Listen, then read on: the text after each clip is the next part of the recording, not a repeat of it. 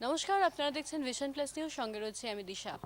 কলকাতার প্রতিটি দোকান, হোর্ডিং এবং সাইনবোর্ডে বাংলায় হরফে লেখা থাকতে হবে এমনটা দাবি নিয়েই কিন্তু সরব হয়েছে আজ বাংলা পক্ষ, এবং তারই দাবিতে কলকাতা পৌরসভার বাইরে বিক্ষোভ এবং ডেপুটেশন কর্মসূচি তারা পালন করছেন, এবং যার জেরে উত্তপ্ত হয়ে উঠেছে একেবারে রাজপথ। তাদের দাবি যে গত বছর এই বিজ্ঞপ্তি জারি করা হলেও, মানে কলকাতা পৌরসভার পক্ষ থেকে এই বিজ্ঞপ্তি জারি করা হলেও এই বিজ্ঞপ্তি বাস্তবে কিন্তু কোনো কার্যকর ভূমিকা পালন করেনি, এমনটাই অভিযোগ বাংলা পক্ষের, এবং তারই দাবিতে আজ তারা বিক্ষোভ কর্মসূচি এবং ডেপুটেশন কর্মসূচি পালন করেছেন, এবং যার জেরে উত্তপ্ত হয়ে উঠেছে রাজপথ। কি বলছেন বাংলা পক্ষ থেকে নেতৃত্বরা শোনাবো।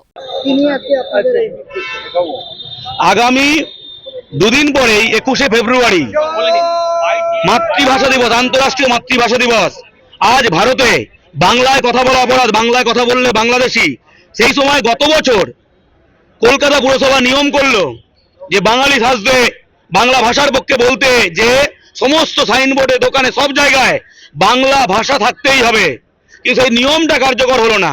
এই কাগুজে নিয়ম যে ববি হাকিমের নেতৃত্বে হলো, তখনই আমরা সন্দেহ প্রকাশ করেছিলাম এটা কার্যকর হবে না।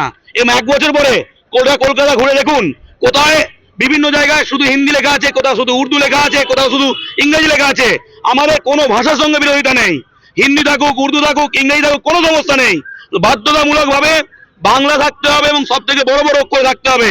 তাহলে এমন পৌরসভা এটা কেন এরকম হাস্যকর নিয়ম করে যেটা নিজেরা মানে না? আমাদের দাবি কলকাতা পৌরসভা বাংলায়, পাটনা বা লখনৌতে নয়। তাই কলকাতা পুরসভার এলাকায় যত রকম সরকারি বেসরকারি প্রতিষ্ঠান আছে, যত রকম সাইনবোর্ড, যত রকম দোকানের বোর্ড, হোর্ডিং হয়, তাতে বাংলা ভাষা বাধ্যতামূলকভাবে থাকতে হবে। যে নিয়ম পুরসভা করেছে, আমরা পুরসভাকে বলছি আপনারা যে নিয়ম করেছেন সেই নিয়মটা কার্যকর করুন। আপনারা নিয়মটা করেছেন কেন? লোক দেখাতে? আমরা বাংলা ভাষার পক্ষে, আমরা বাঙালির জন্য লড়ছি, আমরা বাংলা ভাষা আন্দোলন করছি, এটা বলার জন্য? আমরা কাগজে নিয়ম চাই না, আমরা নিয়মটা বলবৎ করতে চাই। 1 নম্বর।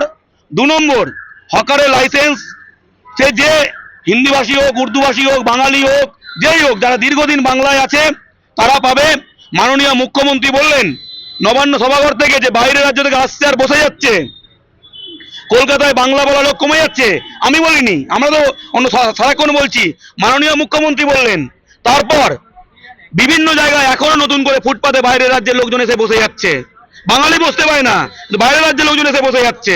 তাহলে হকার যাতে বাংলার ভূমিপুত্ররা বসতে পারে সেই ব্যবস্থা করতে হবে, এবং মুড়ি মুরগির মতো ডোমিসাইল দেওয়া বন্ধ করতে হবে।